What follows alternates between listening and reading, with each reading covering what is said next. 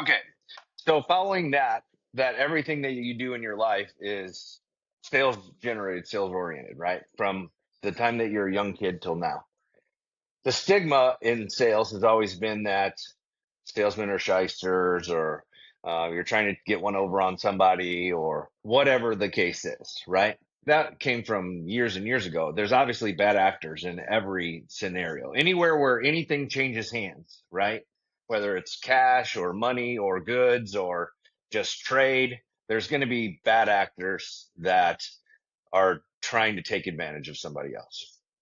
So the way that I've looked at Infinity specifically, let's talk about Infinity since I've been here, is that whenever I get down to the end of a presentation with a homeowner, I'm hoping that they are making the natural decision to say yes and use us, and that I'm not having to use any kind of crazy techniques or whatever that people show you or talk about. And those techniques, by the way, are just a way to get from A to B. Like if you were going to be a runner or a jumper or whatever it is, obviously you know how to run, but how do you run and get to this point, or how do you run 5 miles instead of sprint 30, yards, right?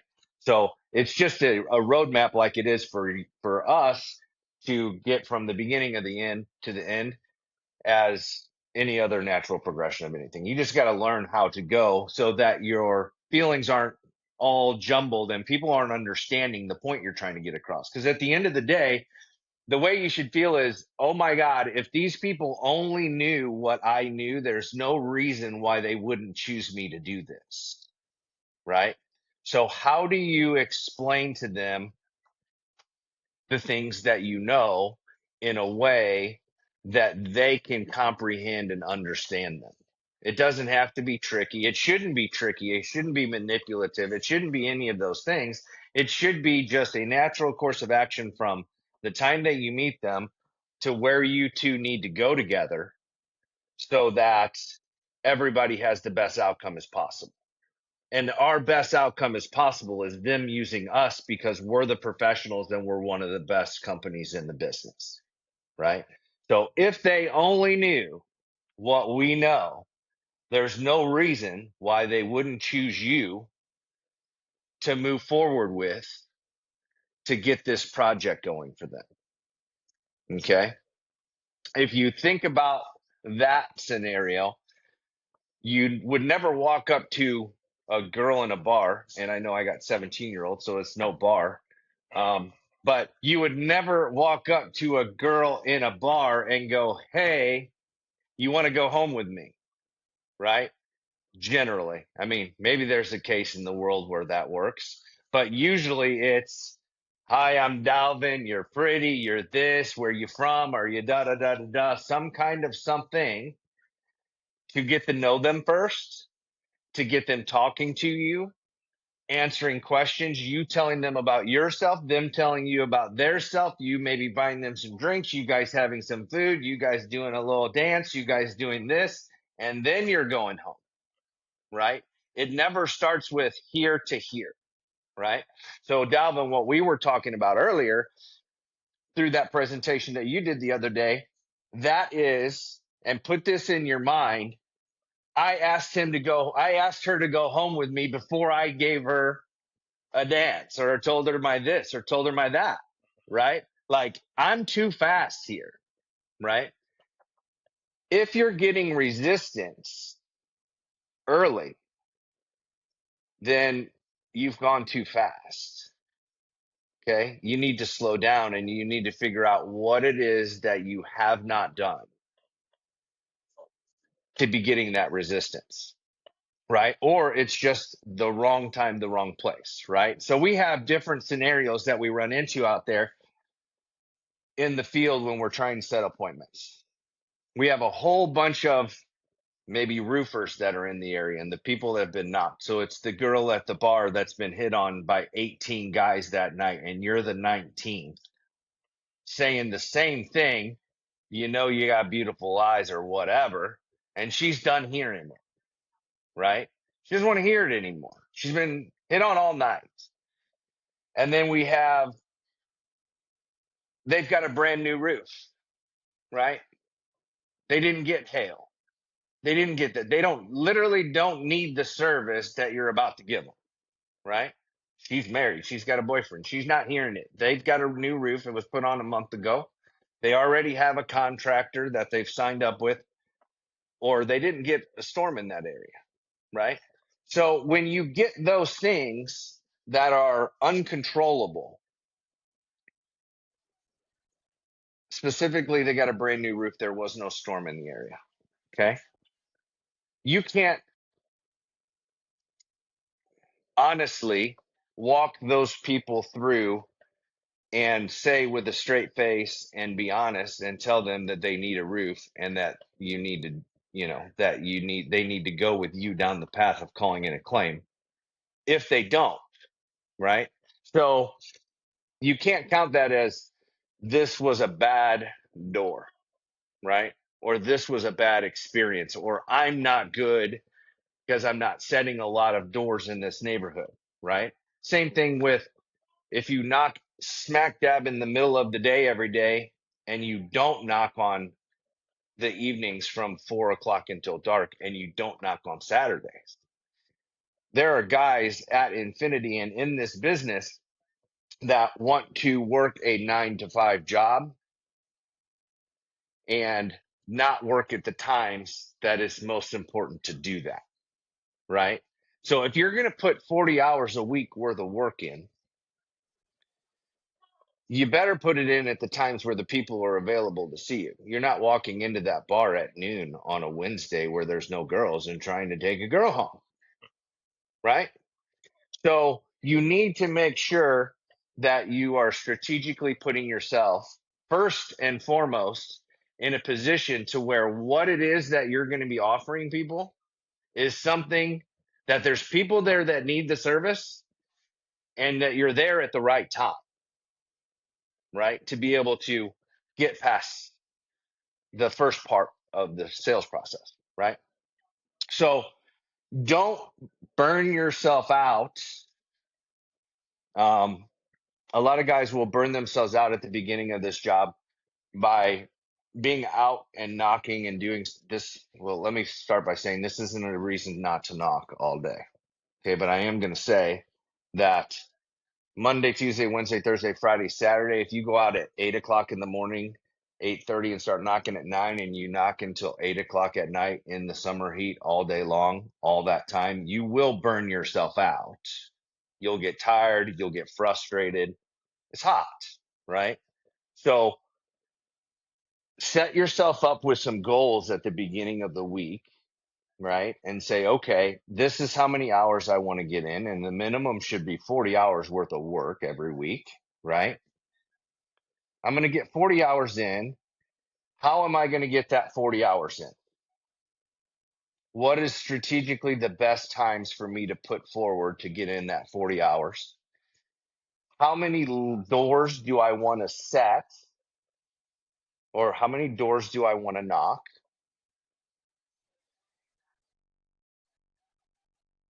And how many appointments do I want to set for this week?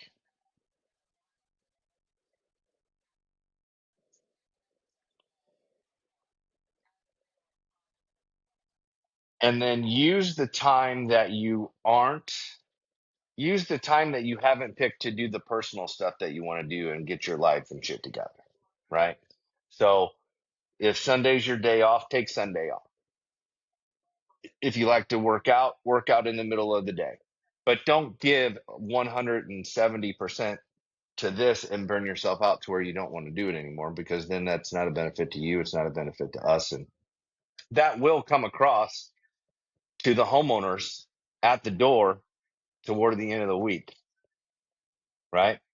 You want your door knocking experience to be upbeat, to be, you don't want to be as hard as it can be. You don't want to be a sweaty slob with your, dripping sweat and everything else, asking somebody to go inside and sit down inside their home, right?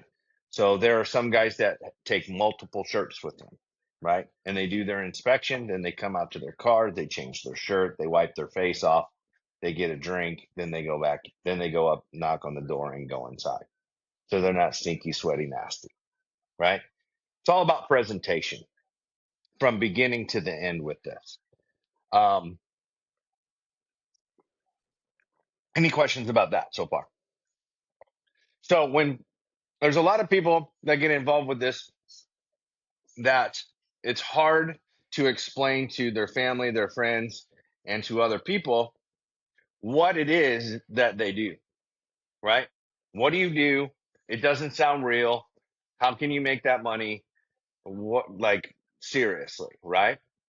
Because the world has been trained to grow up, go to elementary school, go to high school, go to college, get out of college, apply to a job that has good health insurance, a 401k, work your 40 hours a week, put 20% of your money into a savings account, invest that, use the rest for your bills, buy a house, get married, have kids, start the process over again. Let's just keep going, right? That's what the world tells you. If you watch the news, they're still saying it.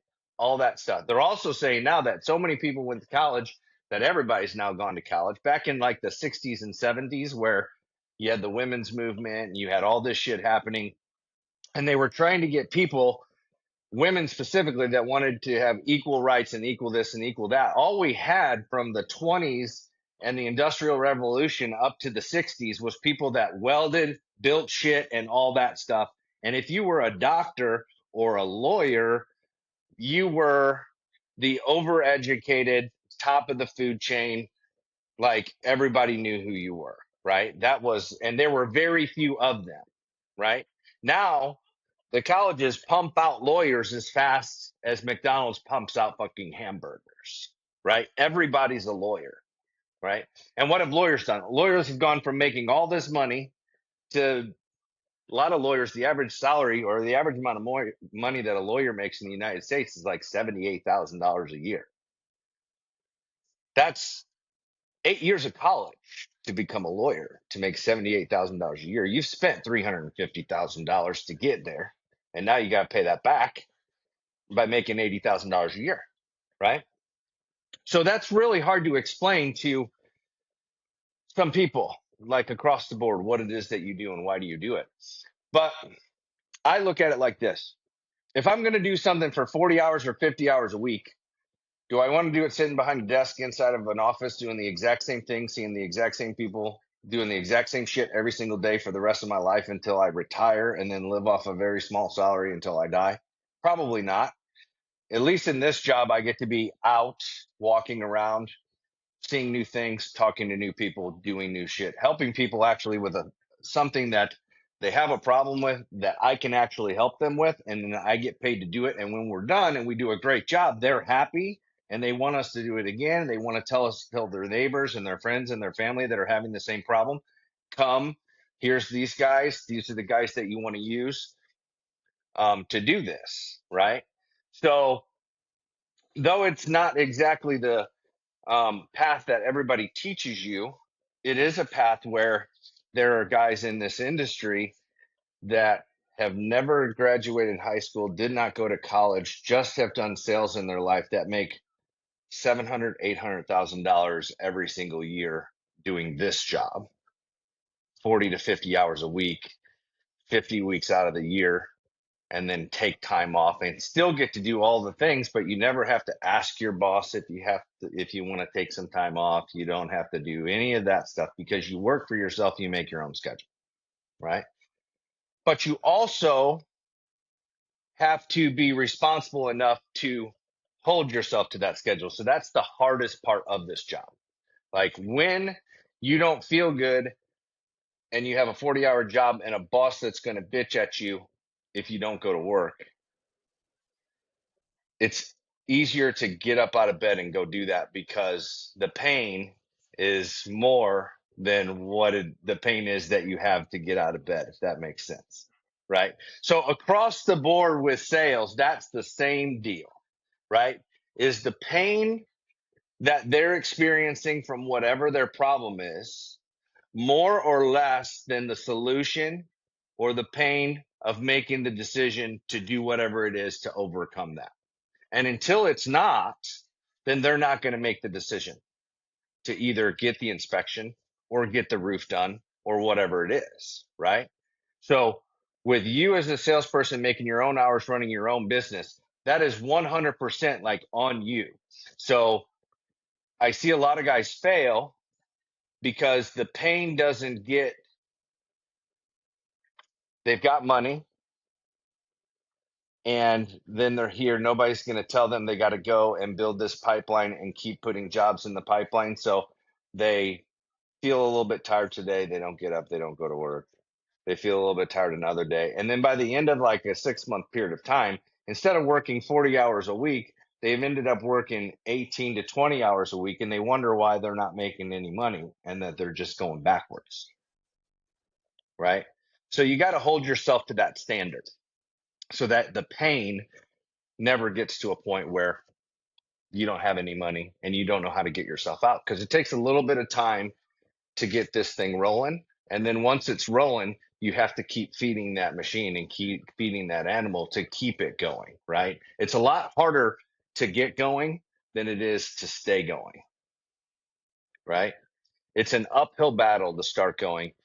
It's a downhill battle, or at least a flat battle, to keep yourself constant, right? So in the world of the sales psychology portion of this whole thing, what we're doing as salespeople, when we meet a homeowner at the door, we want to provide them with certain things, right? Those things that we want to talk to them about are, who are you? We went over this the other day. So what we want to be able to get out of our mouth is some kind of a salutation, who we are, why we're there, and what we're offering, basically, right? So, hi, Mr. and Mrs., or good morning. How are you today? My name's Ben. I'm with Infinity Roofing. We're doing inspections here from the hailstorm, property inspections. We're not doing them today, but we will be back in the neighborhood on Wednesday and Thursday. Um, which one of those days would work best for you for us to come by and do an inspection for you? That's as basic and easy as we can do, right? So that's the way that I start everybody off. Now, you'll see more people as you get more experience, you'll add more things to that, right? You've already done it since you've started. Things that you can say to break the ice. So, icebreakers, hot names, power knock, things like this that they talk about, which is, once we've already got signs in the neighborhood, then you're going to use different tools in the toolbox to make that knock warmer than colder. Because a door knock, we call, is a cold lead, right? You don't know who they are. They don't know who you are. We don't really know for sure if they've got a new roof, they don't have a new roof, if they have storm damage, if they have another roofer. We don't know anything about them. So it's as cold can be, right? So before we can get to the setting of that appointment, we need to get that from cold to warm, right? So that's why we're introducing ourselves. That's why we're telling them what we're there to do. We're taking a little bit of pressure off, letting them know that it's not something, we're not trying to force them to do something right now, today. If they offer it, we're surely going to take it, right? Like on Saturday, you've had a couple of them where the people said, I don't have time on Wednesday or Thursday, but could you do it right now? Sure, I could do it here in about a half an hour, right? Let me go grab my ladder, grab my car. I'll be right back. Okay. But we want to give them the opportunity. When we give them opportunities, when you give somebody three options, they're more likely to make a decision than if you only give them two. Okay? That's a sales psychology tool. If you say, "Hey, um, do you want to go out with me? Yes or no? Yes, no, or maybe." Right? What people think that when you give them two options, psychologically is they feel like one of them is right and one of them is wrong. And what are people most afraid to do in their lives? Be wrong, right? They don't want to be wrong. They don't want to make a bad decision or a wrong decision, right? So if you only give them two options, they get stuck and then they make no decision, right? But if you give them three, the odds of them making the wrong decision go down by 33%. Okay.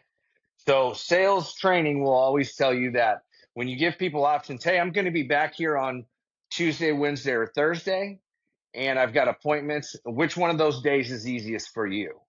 Oh, well, Thursday is probably good. Okay. I'm going to be here at 9 o'clock in the morning, 11 o'clock, or 3 o'clock in the afternoon. Which one of those works best for you? Right. And we're basically giving them a morning, an afternoon, and an evening appointment. We're giving them three separate days to pick from. Right. And so we're giving them options and we're making them feel comfortable, giving them multiple things to make up, make a decision on while we're at the door. So try to always offer them that and to put that in your pitch and know what that is going to be before you go out knocking for the day, right? So what I do at the beginning of the day is I look at my calendar. Today is Monday. So any door knocking that I'm going to do this afternoon, I know that tomorrow morning at 8, I have an appointment with you, right? And then I don't have appointments for the rest of the week, but I do leave on Thursday to go back to Florida. So I've got Monday before 6:30, Tuesday and Wednesday to set appointments for, right? So my appointment times are going to be, I'm going to be back in the neighborhood on Tuesday and Wednesday, or mornings or afternoons or evenings better for you. So I'm going to skip quickly past the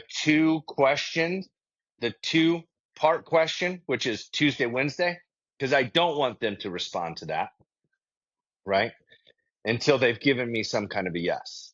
So if you can only give them two options, give them two options followed up by another option that's got three. Okay. I'm going to be back in the neighborhood Tuesday and Wednesdays. Are mornings, afternoons, and evenings better for you? Right. So I've gone right into which are you home, mornings, afternoons, or evenings? Great, evenings. So on Tuesday, and then I'm going to assume the sale from that point. That's the second part of every sales equation is assuming, because once again, if the homeowner knew what I knew, then they would for sure pick me.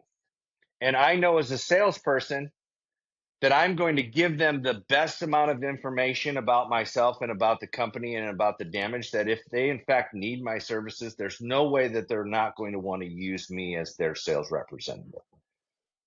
So part two is always assume that they are going to choose you and that they are going to say yes. Just the assumption of that in general will probably get you 50 or 60% of the appointments that you're going to get, because you're taking the motivation to assume it, right? And people like to, believe it or not, be instructed down the path instead of having to choose a path. It's a lot easier for you as a homeowner who knows nothing about something and you have a fork in the road, for somebody who is a professional that says, hey, I'm a professional at this, you should go down the left-hand road.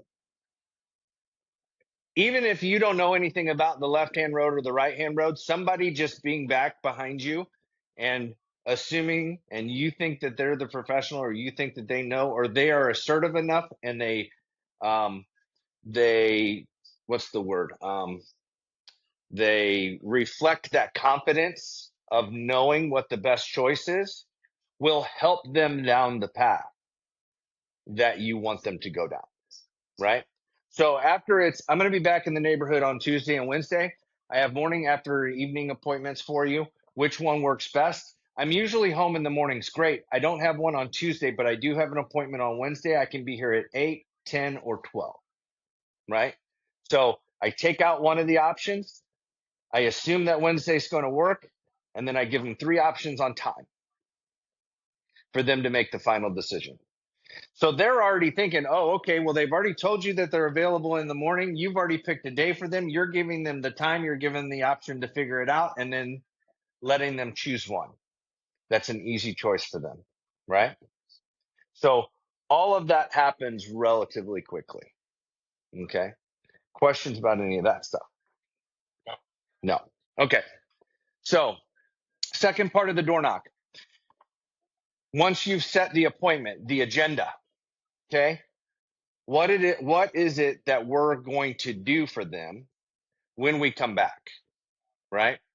So, we don't want to be setting blind appointments just for inspections, right? We want to set up the course of events that's going to get them from the inspection to signing some paperwork, right? And we don't want to just tell them that that's what we're going to do. So let me give you a scenario. Okay, Mr. and Mrs. Jones, when I come on Wednesday at 9 o'clock, I am going to walk around your house, get on your roof. I'm going to come inside, sit down at your kitchen table. I'm going to show you some pictures, and then I'm going to ask you to sign a contract. How does that sound? Right? Horrible. Is it what we're going to do? Yes. Is that the way to present it? No.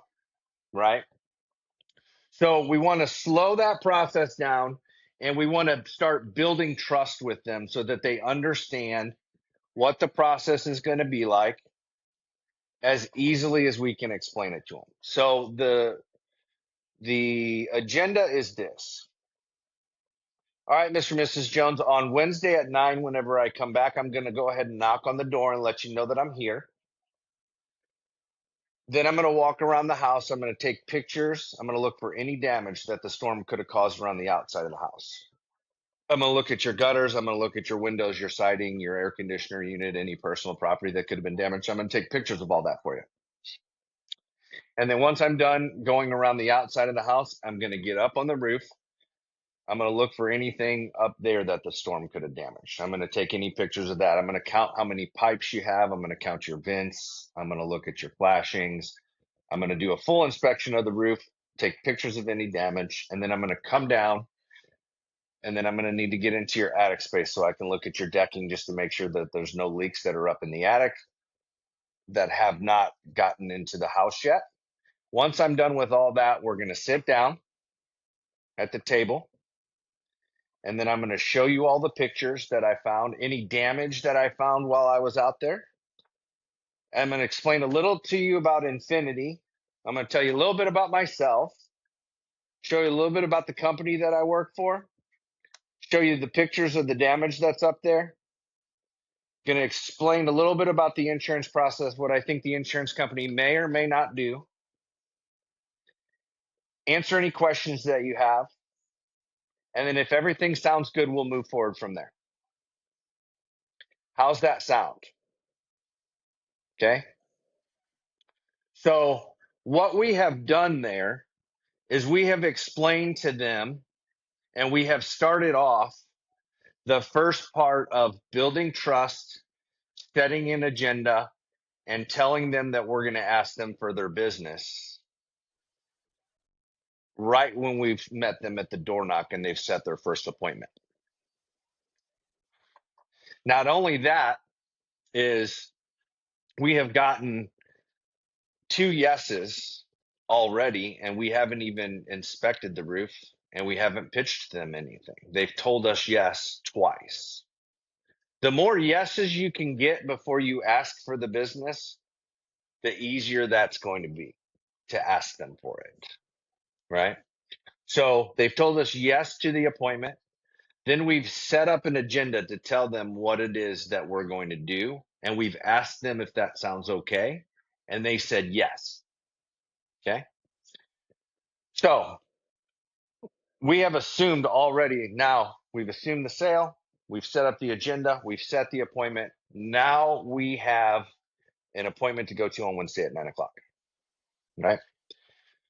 The reason why that agenda is so important is because when we do our appointment, we're going to reinforce the trust that we're trying to build with them, right? And we're going to reinforce it in the order in which we told them. We have to do everything in the same order that we tell them we're going to do it because that's what they're expecting, right? If you meet a girl and you said, "Hey, I'm going to pick you up on Friday night. I'm going to take you to dinner at this restaurant. We're going to have some things, have dinner, have a couple of drinks, go get some ice cream. Then we're going to go home. And if everything is going good, we'll move forward from there." She'd probably be like, "Okay, cool. That sounds good. We'll see how it's going at the end of the night." Right. If you pick her up on Friday and you skip going to dinner, you take her to the ice cream store, and then you end up back at your house, she's going to be like, "What the fuck happened to dinner?" Right? Where's my dinner? Where's my drinks? Are we doing that after we go to your house? Is dinner only predicated on going to your house first? Like, I have to do this before you take me to dinner? What is it? The trust is gone. Okay. So let's make sure that what we say is what we do. What we do is what we say. Okay. So if we tell them we're going to show up at 9 o'clock in the morning, let's not show up at 9:30. Let's not show up either at 8:45, right? Because they're not ready for you at 8:45. They're ready for you at 9. But you're also not the cable guy, and they don't want to see you between 9 and 12. Okay? So appointment times when we set them are at a specific time, not a between a. Okay? Because believe it or not, when you call the cable guy, you may not have ever had to call a cable guy, but when you call the cable guy or anybody to come to your house to do some shit and they give you that, "Okay, we're going to be there on Monday between 8 and noon," what time are you up thinking that they could show up? They could be there by 8. So you better have your ass out of bed and be ready to meet them by 8. If they don't show up at 8, you're giving them a little bit of leniency and you're like, "Okay, cool. I can get a couple things done." Right? So you've you've basically blocked off that 4 hours. So now you're looking for things that you haven't been able to do before, but you're going to try to get those done while you're waiting for the cable guy. Right? You start doing some things at 8, 9 o'clock comes. You're like, "Damn, I hope he's going to be here pretty soon." You're getting a little bit frustrated because they're not there yet. Right? By 10 o'clock, you're getting a little bit more frustrated. You're thinking about maybe calling to see if they're still coming. Has he forgot about me? I don't know. By 11 o'clock, you're done with all your other shit and you're ready to do something else now. You've been waiting for them for 3 hours and they're still not there. You're probably definitely calling. And whenever he shows up, you're probably going to be a little bit irritated. And God forbid that he shows up after 12 o'clock because you've already wasted 4 hours of your day waiting for him. And now it's 1 or 1:30 and now you're pissed off. So that's not going to help you getting across the finish line if you're not there. If you're not there, right? So we don't want to go through that range. We don't want the homeowner to go through that range of emotions of waiting for us. And we don't want to also show up early because people have other shit that they got going on. So try to be there. I like to, if at all possible, show up right at and knock on the door at the time that I told them that I was going to do it. So if it's going to be a 9 o'clock appointment, I'm going to try to show up about 15 minutes early to the neighborhood. Okay. And this is important too.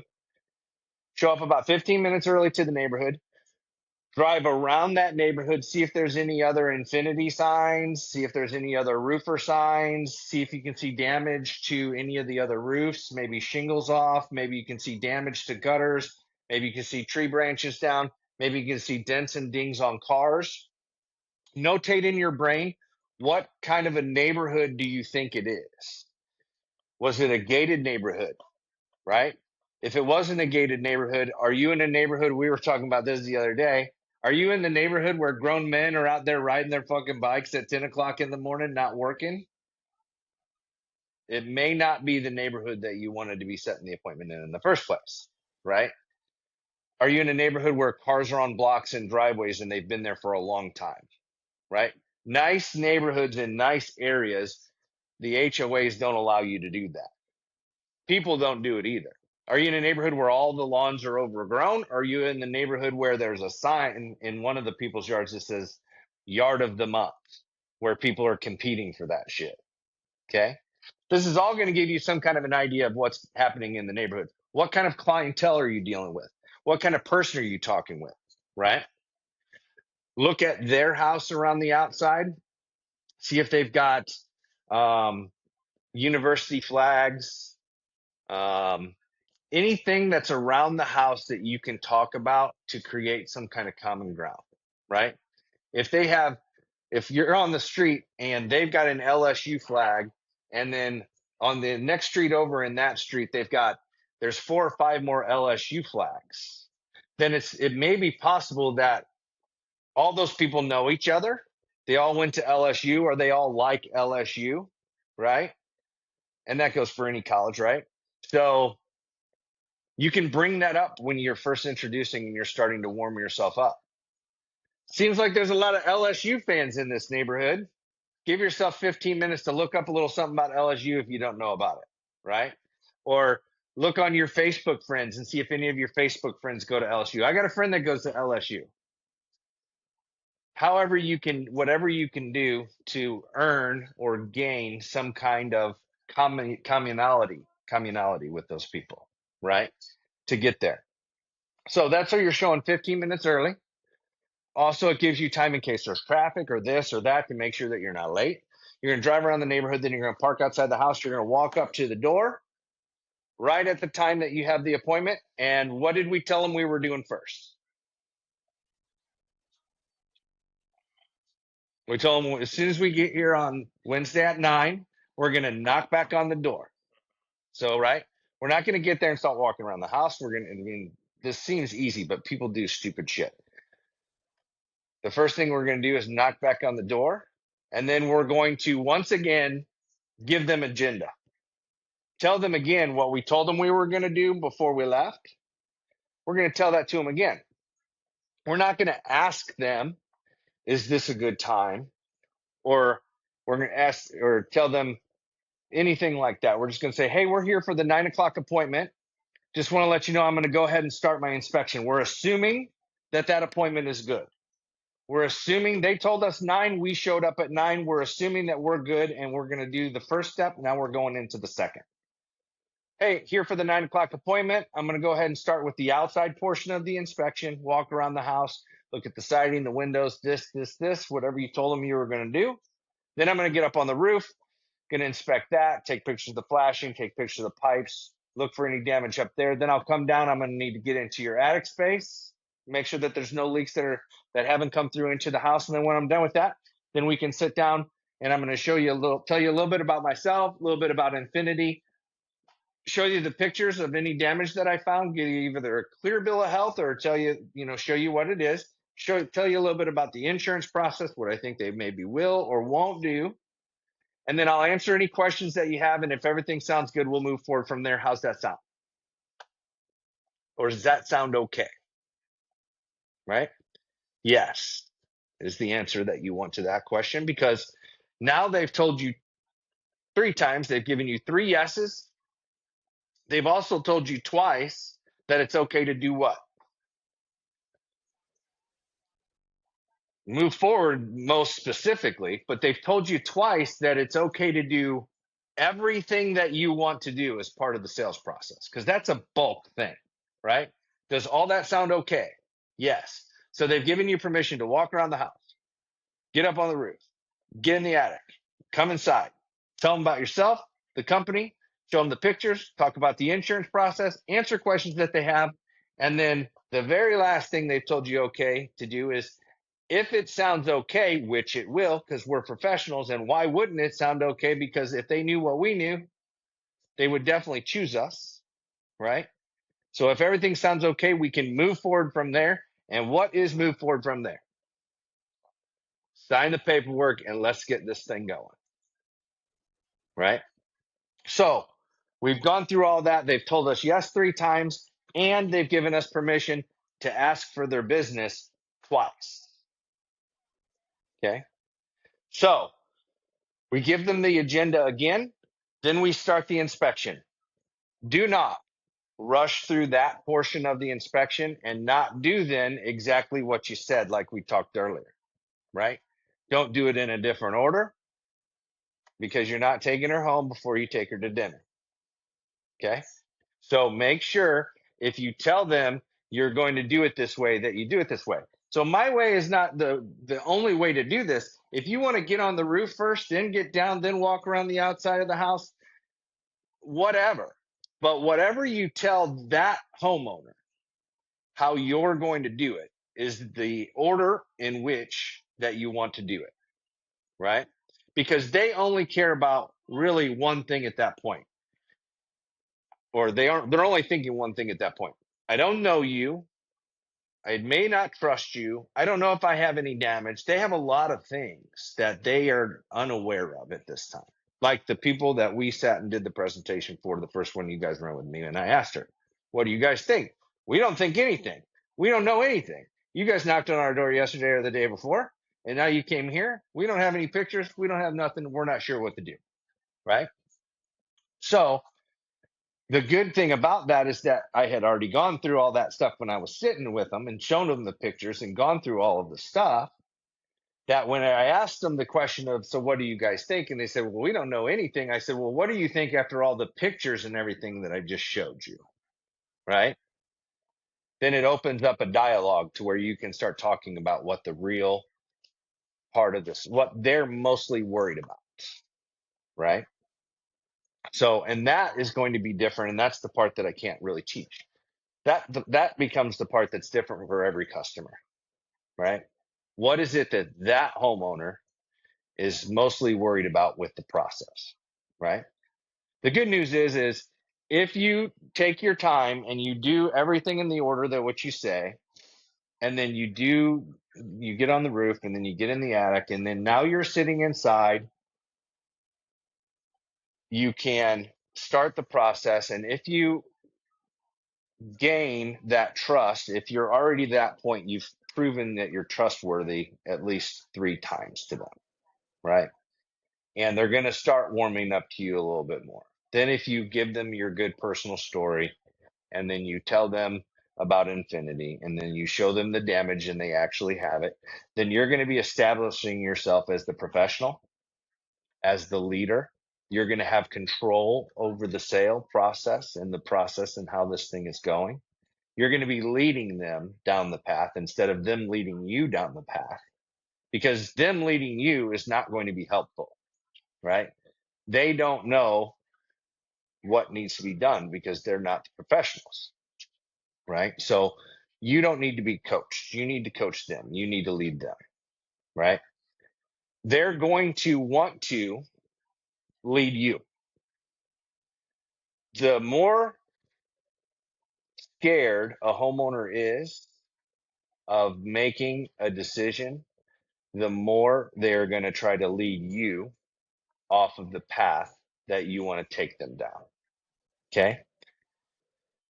There's another thing in sales that says the people that are the hardest people to get an appointment with at the door or at the beginning of a sales process are the easiest people to close at the end. Okay. Because people that naturally know that it's hard for them to say no put up a lot of walls in front of the question. Does that make sense? Like if you know that if you go to a home show and you know that that guy that's selling those knives and cutting that shit and selling all the fancy stuff, that if you sit down at his booth and you listen to his spiel that you're going to be buying $300 worth of knives, you're going to not go to the show, not sit down in the booth, not even walk down the aisle where the booth is. You hear the booth, you're not going anywhere near there because you're afraid you're going to buy something, right? So the people who put up the most resistance in the beginning are the ones that are the easiest at the end to say to get there. So enjoy that part. of the process. Okay. Enjoy leading them. Enjoy the conversation. Get good enough that you know the process and the thing that you know the road that you're supposed to be taking them down, and you know every turn that you're supposed to be taking, so that if they throw a speed bump in front of you or a tree and you have to veer off in another direction, that you know how to come back to where you were to continue down that road. Okay. And make sure you do all the steps in the line that you do them.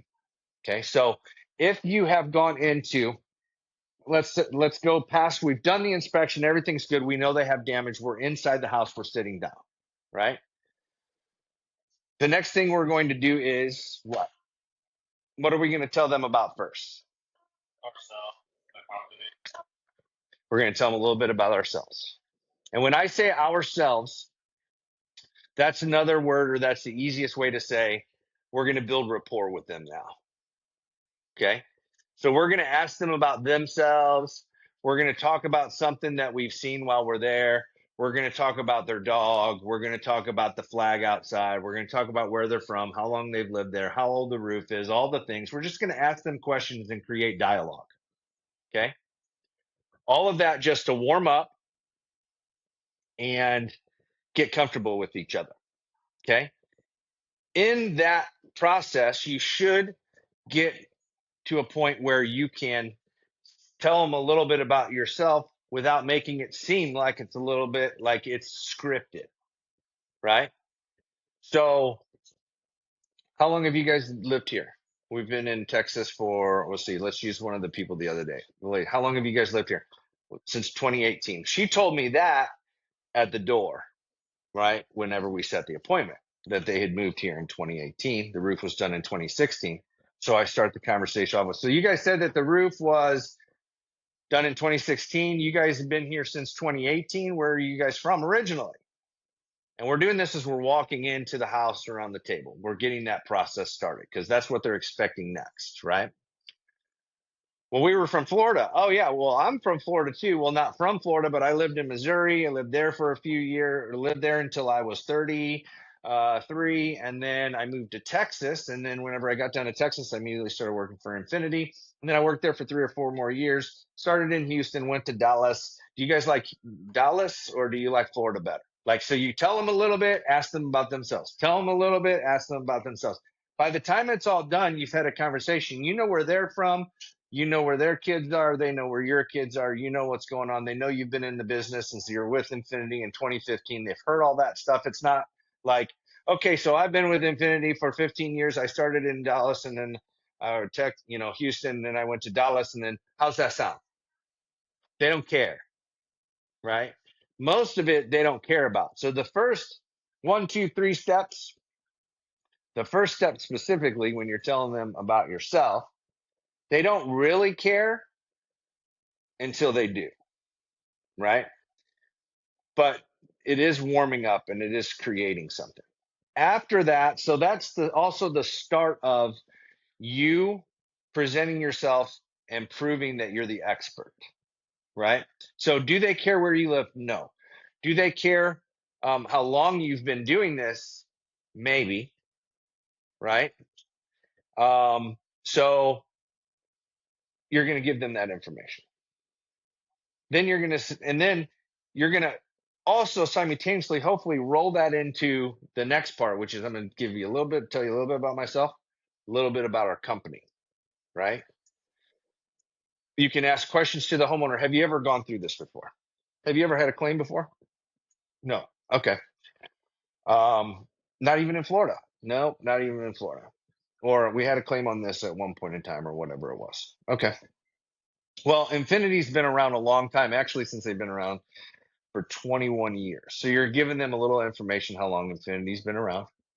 The good news for you, so you asked the question, have you ever gone through a claim? Nope. Well, the good news is that Infinity's been through a lot of these, right? We do about 3 or 4 thousand of these every single year. We do $300 million worth of business. And that's going to help you out because I'm going to give you a little information about exactly how this whole thing works. And we'll be able to help you later, when we talk about it. It was started by Derek and Linda Lindsay. I started working for them 15 years ago.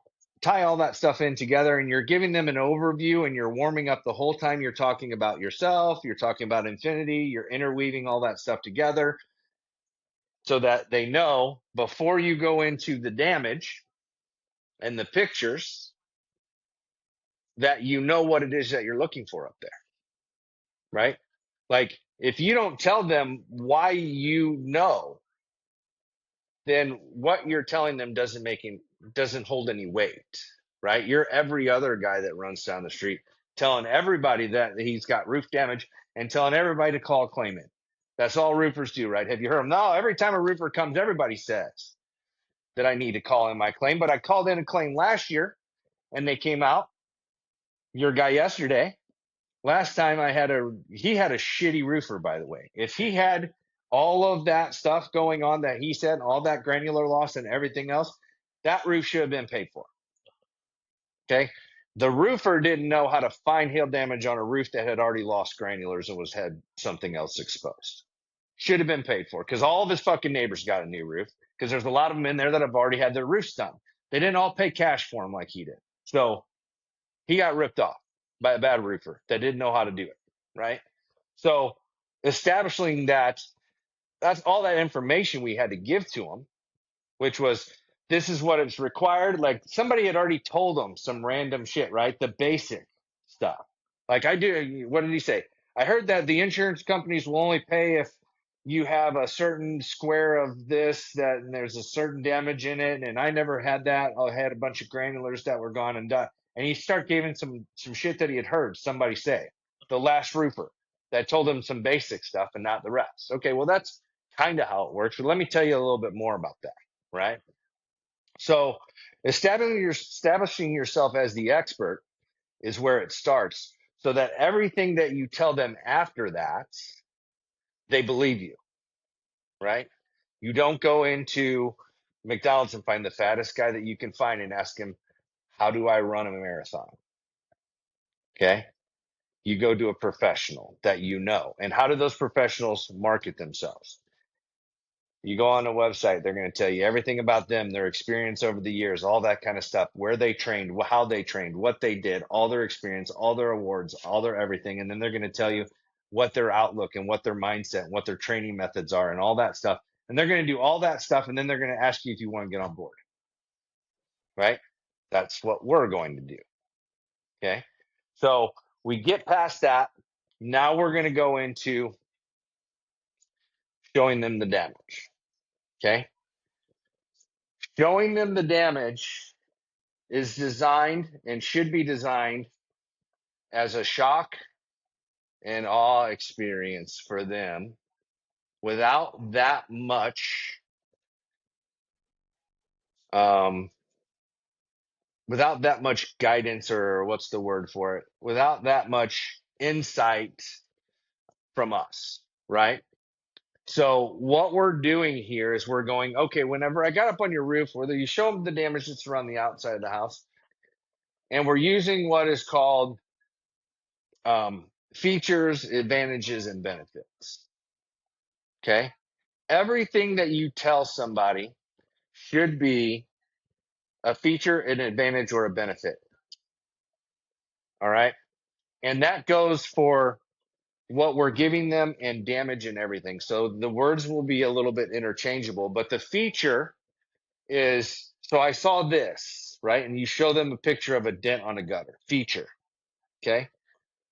What the insurance companies usually do with this is if you have one of these in a stretch of gutter or downspout, they'll usually replace that stretch of gutter and downspout, and then they'll go to the next side and look for another one. So the advantage to them is there is damage there. The benefit is that the insurance company will probably replace that. Okay. Then we saw this on the siding. It's wood siding, so that what the insurance company normally do here is they'll power wash that siding and then they'll restain it or they'll repaint it for you. Okay. So you're telling them this and telling them this, right? Then you're going to get on then you're going to start showing them pictures of the roof. You're going to go, okay, so what the insurance company normally does is, let me show you a few pictures. This is kind of what we're looking for when we get up there. And what is that, right? What that is when the hail comes down, it drives the granulars into the asphalt base. Sometimes it explodes out, but it exposes the asphalt. That asphalt gets exposed to the sun, then it eventually cracks, and then it can cause leaks. That's the reason why the insurance company pays for it. Let me show you what you've got going on up here. You show them pictures. Here's the front elevation. Here's the right elevation. Here's the rear. Here's the back. This side and this side have more than the rest, right? But there's a lot of damage on these two elevations.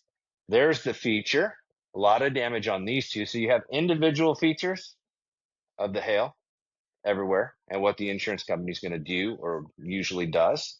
And then another feature, which it's on all these sides. And then what the insurance company normally requires is 10 hail hits in 100 square feet. Here's a picture showing that you kind of have that. You have that on this side and that side. We want to get to 50%.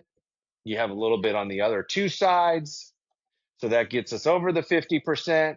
So what I believe is that in most cases, this does show you enough damage that I believe an insurance company would lean towards replacement.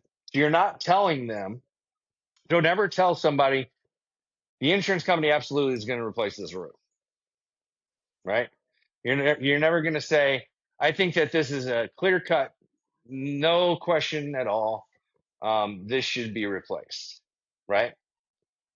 Because if you tell them that, then what good is it going to be for them to have you there to help them get it approved? They don't need you. This is clear cut. You already told me the insurance company is going to approve it. There's no way that they'll deny it. So why do I need you here? Because they're going to come out and you already said they were going to definitely do it, right? So the feature you're giving next is how we get from where we are today. So you take your pause and you sit back once you show them all the pictures, and then you're going to ask them, what are your thoughts after seeing the damage? Right? What are your thoughts? The first thing that they say, or the first one or two things that they are going to say, are usually going to be the most honest and are usually going to be the thing that they're most worried about. A combination of one or both of those two things, right? Your knee jerk reaction when you ask somebody a question, do you want this? No, fuck no. They don't want it, right? They don't want it until they're explained about it or something else. But their mindset is they don't want it. So anything that you ask somebody, especially if it's something off the cuff, something outside of what everybody else is going to ask them, you're going to most likely get their most honest self, the first thing that comes out of their mouth. All the rest of that stuff is all noise, right? Like she can say, no, I really have this. I really have this. No, I got this plan. I got this plan. I got this plan. No, she just doesn't want to go out with you. She's not telling you all the rest of those answers are all bullshit. The answer was no, right? If she wanted to, the answer would have been yes right off the bat. Okay. She's just trying to be nice now, right? So let's not confuse people trying to be nice with they just don't want to use you or there's something else that you've missed, right? So I tell a lot of people, I get a lot of salespeople that call me up and say, hey, I have customers that keep telling me this. I say, well, what are the problems you're having to close? Well, they all say this, and then they say this, and this, and this. I mean, there's so many things, and I'm like, no, there's one thing. You're missing one thing along the line somewhere, and that's causing this. Now, there are outliers. There's always crazy people. There's always bad situations. There's always whatever, right? But I can tell you that if you follow a program like this and you follow the steps all the way through, you'll be able to, in your career, go through highs and lows and slumps, and you'll be able to determine what part of the process you're breaking down in. And you'll be able to go back to the basics and fix that, and you won't stay in your slump as long as you would have if you don't know what the process is. Okay. That's kind of what my job is as a coach to say, let's teach you all these processes so that you know those backwards and forwards. And then when you come and say, hey, I'm having a problem with, let's say, I'm having a problem with, I'm going to use real life examples. I'm having a problem with customers canceling the appointment, not being there whenever I show up, or rescheduling me whenever I get there. Okay. Probably because you're sitting in between 12 and 1, maybe. Okay. Could be between 12 and 1. Could be you're pushing for that inspection instead of letting them choose the inspection time that works best for them by giving them 3 options and letting them figure it out. And it could be because the agenda is a little bit off, so they don't really understand what it is going to be happening whenever you go there, right? One of those 3 things, or all 3 of them combined, if it's a lot of them happening all at one time. So if you give them the options, let them think that they set the time and they set the appointment and that's what was best for them. And they know what you're going to do and it's an exact appointment time and all those things. And you're going to be coming inside. They'll be more likely to keep that appointment than if it's going to be, hey, I just want to do this inspection for you between 12 and 1. Does that sound okay? All right. I'll see you back at 12 and 1. Right. So if you follow the steps, you'll be able to tighten that up and then less of your appointments will cancel. Less of them won't be there. Right. Um, and then you'll get better and you'll waste less of your time going backwards and forwards. Right. So once we get done with that damage and then we ask them that question of what does that look like? We're going to hear what they say and then we're going to talk to them about that a little bit more. We're going to ask them additional questions. This is the point where we're told them a little bit about the company, explain a little about the insurance process, right? So we go right into, so they say, well, it looks like I've got a lot of damage there. Okay, well, this is what normally happens. This is what we need to do. You guys will be the ones that have to call your claim in, da da da da da. You explain the process to them. I'm not going to go through a process thing right now, but explain the process to them. Once you're done with that, do you guys have any questions for me about the process, about the damage, about anything else? Okay, anything that they ask, you're going to sit back, you're going to answer. Everything is calm at this point, right? We're not putting any pressure. So the idea between each one of these steps is we're submitting some pressure onto them by doing what it is that we want to do. We want to tell them about this because what do they really care about? What should be the only thing that they care about and the reason why you're there? No, what do they, well, I mean, they want to trust you, but what's the concern? What do they care about? What determines whether or not they're doing anything with you at all? If there's damage, right? So if that is their number one concern, which it always is, because that's where this whole thing starts. Do I have damage or do I not have damage? Then when you go into that house, what do you think that the first thing that they want to see is? The damage. They don't want to anymore, even though you've told them, we're going to tell you a little bit about myself, a little bit about my company, show you the damage, talk to you about how the process, da da da da da da da da. Though you told them you were going to do all those things, and they told you that it was okay to do all those things, as soon as you get in that door, as soon as you knock back on that door again, you may find that a lot of people are like, what'd you find? Right? They don't even know that it's more important who you are, who the company is, and how the process is going to go than what is actually up there that we found. Right? That is important, but it's only important if the person that is explaining it and that found it knows what the fuck it is that they just found. Right? It doesn't matter if you don't know. Because Mr. and Mrs. Jones, can we sit down? I'll show you some pictures, and then I can go over that with you. Right? And then say, look, anybody, and you can also say, if they go, well, I don't need to know that. I just need to know if there's damage. Mr. and Mrs. Jones, anybody, 90% of the roofers that come by this house are going to tell you that there's damage up there because they're just trying to hit a quota and hit a number and then just try to get you to sign up on some paperwork. I'd like to sit down and just show you exactly what it is so that you can do. If we could sit down at the kitchen table, I can show you the pictures. It's kind of hard to see them outside, right?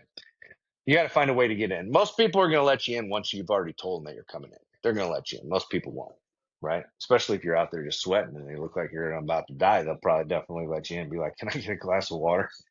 Right? On a side note, If a homeowner ever asks you if you want something to drink, the answer is always yes for water. Don't drink alcohol in the middle of the day. But if they ask you if you'd like water, absolutely. If you can put them to work for you, let them work for you.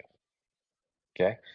If you're having trouble getting control of the situation, put them to work for you. So if they don't ask and they're kind of bouncing around and they're doing whatever, you're going to have to try to get their attention some way. So, hey, I ran out of water. Is there any way that I could get a glass of water? Stop their train of thought, what they're doing, put them to work with you. When they come over with that glass of water, they're going to be bringing the water over, and then they'll probably sit down at the table and stop doing everything else that they were doing. Okay. That's that scattered, trying to stay away from them about being sold stuff. Why don't you sit down at the table? Because I told you it was okay. I'm going to walk around and act like I'm fiddle faddling and cleaning up my house. And then you can just talk to me, but I'm going to be over here. I don't really want to sit down with you. All of this stuff. Stop. Could I get a glass of water? Get them to come over to you, calm the situation down, get them to sit down, right? You really need to see this. You can use all that stuff. I can say this all day long, but I think that you really need to see this, right? If you give me just a couple of minutes, I'll just run through this real quick. It doesn't need to take very long. Whatever it can be to slow that process down and get them focused on you is what you're wanting to do, right? So you go through the insurance process. You ask them if you have any questions. Once again, we are asking between that, everything that we tell them, we are also going to confirm with them that that's okay, right? Throughout the process. So, how was your dinner? Was your dinner good? Yeah, the dinner was good. Now that I've told you about the company, do you have any questions about Infinity that I can answer for you? Right? You can even ask them another question like, do you think that if and when you decide to move forward with getting a claim called in, or if and when that you decide to do something about your roof, that you would choose you would choose Infinity or a company like Infinity to help you move forward with the project, right? It's very easy. Like, do you think if you were going to go home with somebody, you would either go home with me or somebody like me? That's as nice as me. Now that I've told you everything about myself, right? They're not telling you they're going to go home with you, but they are telling you that you're a nice enough guy. Maybe I would, right? So maybe a company like Infinity, because then they're not really going to say, people are generally not very rude. People don't like to be rude to other people's faces. They'll be rude to, on social media and all that kind of stuff. But when you're right in front of people, people slam the door because they're afraid of being sold. And they don't really talk to you, notice the people that slam the door on you, because they don't want you really to see them. They don't want to see you. They just want to not be a part of it. That is what it is. But when you're sitting right in front of somebody and you're having a conversation and you say, do you have any questions about Infinity? Do you think you would use a company like us? That are not going to say, I don't think you guys have been in business long enough. It sounds like you have a shitty company. So no, I don't think I would use somebody like Infinity. So you're putting a little bit of pressure on right there, but you're also pulling it off right away, right? So would you use Infinity or a company like Infinity if and when you ever decide that you are going to do something about your roof? Would you choose Infinity or a company like Infinity to help you move forward? And the answer is going to be yes. Because what about that statement can they say no to? Do you guys have any idea? If and when you decide to do this project, do you think that you would use Infinity or a company like Infinity with our credentials to move forward with?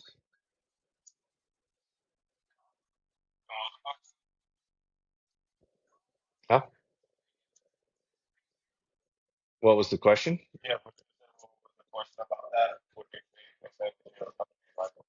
To move forward with and help you through the process. I can't think of a reason why somebody would say no to that. Yeah, exactly. Because you're not telling them that you're saying somewhere down the road, if you decided and when you decided, that's pretty fucking vague. You decided to do something with the roof. Would you use us and our company like us or a company like us to help you move forward? I mean, why wouldn't they? Like who? The credentials and everything are going to speak for themselves. We're an actual company, right? We've represented ourselves well.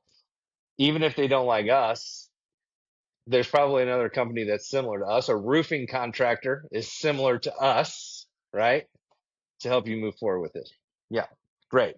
But subconsciously, they're also telling you yes for infinity. You're getting them to say yes again. That should be basically your fourth or fifth yes at that point when you ask them that question. Once you get past company and you ask them if when you do decide to do this, don't you feel like a company would be like this? And now you can put that in either there in the middle of the conversation, but if it doesn't feel comfortable, you can also put that at the end, that same question, right? So if you're having a really good back and forth with the homeowner and they're communicating well with you and you've gone through self and you've gone through company and now you're kind of just seamlessly going into product or damage, you're going into damage and you're talking about that, and then you go into insurance process and all that stuff, and then you stop and then you say, do you guys have any questions? And they go, nope. Then you have to ask some. Okay. Nope is not a response. Nope is a we're holding back. Usually there should be a question, even if you've done your job perfect, right? There still should be a question, or there should be something better than nope. So remember what I said earlier, and that was the customers that put up the most resistance, ask the most questions, are the hardest to deal with at the beginning, are the easiest ones to close at the end. You guys will experience this at some point in time, and you're going to call me, and I'm going to laugh, and then I'm going to say, I told you. Okay. You're going to get a homeowner that you knock on the door and you go, hey, my name's Ben. I'm with Infinity. Just want to see if I could do an inspection for you. And they go, yeah, fuck yeah, let's do it. When can you do it? Well, I can do it and you're trying to you're like excited. What happens right then as a salesperson, you go, this guy's fucking on board. He's my guy, right? And you go, well, how about, tomorrow or whatever? How about right now? Okay, let's do it right now. Let me go get my truck. And then you're like, fuck yeah, I'm going to get a sale today. It's not just an appointment. I'm going to get a sale.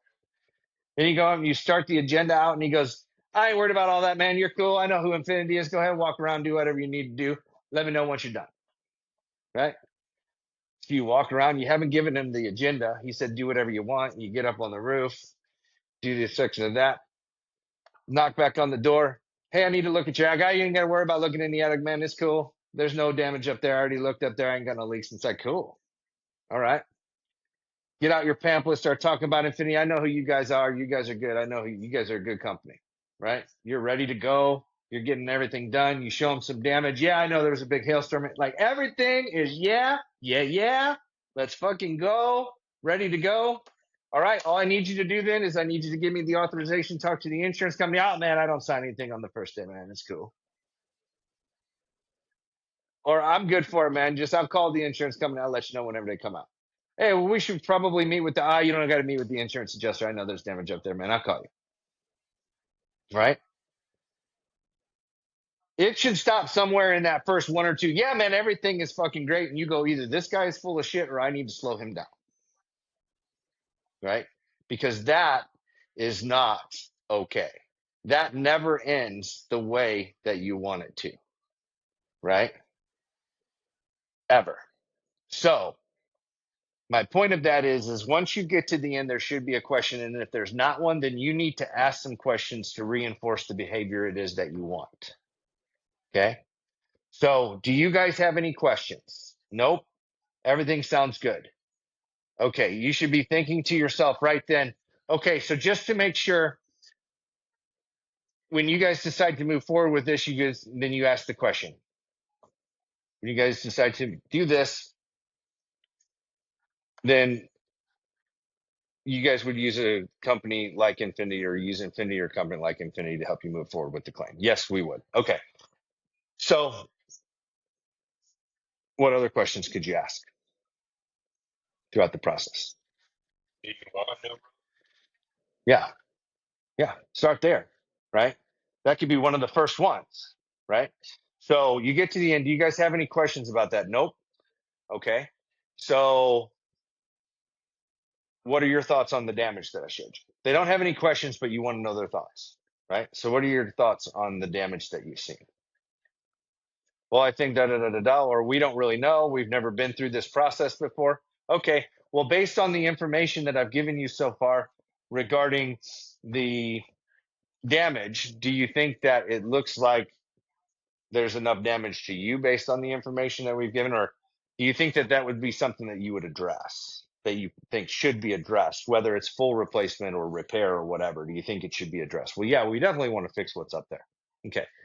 So based on that, do you think that you want a new roof, or would you like to have a repair with some shingles that are going to be a little bit off matched and a little bit different color? And then you can kind of make it hurt a little bit there. Like maybe you don't want a whole new roof, but you definitely just told me that you want to have the damage fixed that's up there right now. Do you want to replace that damage with shingles that aren't going to match, or would you like your roof to be all one color when we're done? Right? So the pain point is, do you want to do it this way, or do you want it to look good? Does that make sense? So you're kind of giving them two options, but you're kind of telling them without telling them that one of them is kind of fucked up and you shouldn't do it that way. Right? We do this a lot when we're knocking on doors, when we go up to a house that looks like it's had repairs done at least once or two or three times. And the way that I start that door knocking experience is, how you doing, Mr. Jones? I see that you went for the zebra pattern on your roof. Do you like the way that that looks? Because then they'll be like, what the fuck? Who is this guy? What are you saying? Oh, I'm sorry. I just noticed that you've had a bunch of repairs done. Looks like they were all done at different times. Wanted to see how you got to that point. Do you like the way that that looks? Well, no, I fucking hate it, but my insurance company, they won't pay for a whole new roof and da da da da da da da. And they're just going to start spewing out information and giving you their life story about why their roof looks so shitty. And then you can say, well, here's the good news is there was just a hailstorm just a few days ago. And whether those repairs were done a year or two or 3 or 5 years ago, they're probably all damaged by the hail. And the good news is that I'm here now and I'm doing property inspections. I'm not doing them today, but I'm doing them on Tuesday and Wednesday. And I got mornings, afternoons, and evenings available. Which one works better for you? Great. Wednesday. Okay. I got a 9 and 11 and a 2. Which one of those works best? Great. 9 o'clock. All right. I'll see you at 9 o'clock. I'm going to go around the da da da da da da da da. And you're going to run it up the flagpole and do the fucking agenda. And you're going to set the appointment. And then that's going to be good. Right. So the point there, Jesus.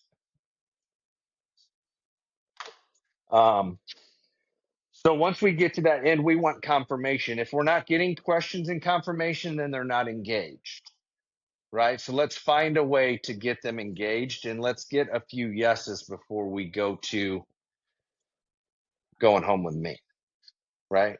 Get a few yeses before we say, okay, well, then the next step, you'll get to a point where you're good enough where the people will go, where you ask that question at the end, and then their question is, nope, we don't have any questions. What do we have to do next? That is your go, right? They just undressed. They're ready to go. What do we do next? Great. All you do next is you sign right here. This is the insurance authorization form. You're going to call in the claim like we talked about. This gives me permission to meet with the adjuster. So you're going to call the claim. You're going to call me with the claim number. Let me know when the adjuster comes. I'm going to meet him out here, go through all that stuff. This is the authorization it gives me to do that. All you need to do is sign here. Boom. All right. And then that's when you're done. So that's the point that you guys want to get to. Okay. And then we're going to go through the process one more time.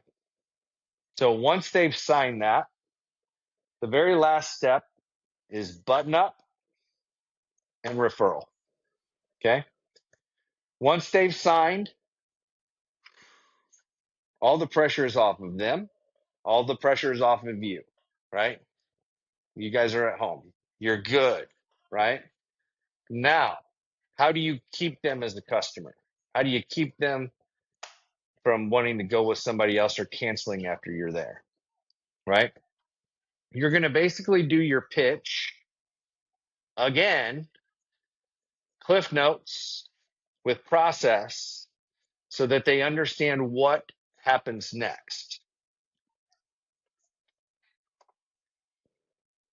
So, great. So let me just recap right? So they've signed, everything is good. All right, Mr. and Mrs. Jones, you guys have a good rest of your weekend. It was nice to meet you guys. I'm glad I'm going to be able to help you. So just real quick again, let me just go back over the next steps with you. You can lead into this conversation however you want to. All right, so just to confirm with you, the next thing you're going to do is you're going to call the insurance company today. You're going to get a claim number for me. Once you get that claim number, you're going to send that over to me. You can text it or you can email it to me. Once I get that, then I'm going to send all my pictures, all my paperwork into the insurance company so that they know what it is that they're going to be looking at. And then they're going to call you within a couple of days and they're going to set up an adjuster's meeting to come out. Once that adjuster calls you, take whatever date and time that he gives you and then call me as soon as you get off the phone with him and let me know what date and time that is so I can have myself there or one of my guys there to make sure that we meet with them. Once he comes out, he's not going to be the one that makes any decisions like we talked about earlier. He's just going to take the pictures and he's going to send them into the insurance desk adjuster, and that person is going to make the determination of coverage. But they're going to have my pictures and his pictures in order to be able to do that. So once they look at all those pictures, they're going to send you paperwork 7 to 10 days later. Once you get that paperwork, you're going to call me again. I'm going to come over, sit down with you. I'm going to explain the paperwork to you and how the paperwork works. That's when you get to pick out your colors and your options and whatever else it is that you want to do, or things that you chose not to do. Like if you guys want to do the painting yourself, that's perfectly okay. This is the first beginning part of you backing yourself out of everything that you don't want to do. Okay? Because we want to do the roof, we want to do the gutters ideally. All the rest of that shit is just to help them. And this is important here in Dallas. These guys that eat deductibles, they're not eating them. They don't necessarily break the law. They find all this damage to other shit that the people don't care about. And then the people use the money from all those things to pay the portion of their deductible off. So when they ask you, can you get rid of my deductible? Well, maybe. There's legal ways to do it and there's illegal ways to do it. We'll only do it the legal way. I'm sure that you would only do it the legal way too, right? So the goal is to have us come out here, meet with your insurance company, and get as much stuff paid for as we want. And then if you want to stain the fence yourself and you're not worried about the air conditioner and you want to keep the dented gutters because they're functional, that's perfectly okay with us. We can just do the roof because that's the most important thing anyways, right? And let them pick, but let them know at this time if there's anything that you guys don't want to do, or if you guys want to save some money off of your deductible, we can discuss it at that time for the things that you guys have chosen not to do. Okay. And then 2 or 3 weeks after that, the roof's going to be done. We'll collect payment not until you're completely happy. And then we'll collect the first payment that the insurance company has given you. And then we'll supplement for anything that needs, or we'll ask the insurance company to release the rest of the funds. And once you get those, we'll come pick those up. And that's how we get paid in full. Does that make sense? Great. All right. See you guys next week. Make sure to call me with that claim number as soon as you get it. Right. So there's your button up, making sure that they understand that their next course of action, the next thing that they need to do is to call the insurance company and get a claim number for you and send it to you in an email, because you need to send your pictures to the insurance company so that they have them.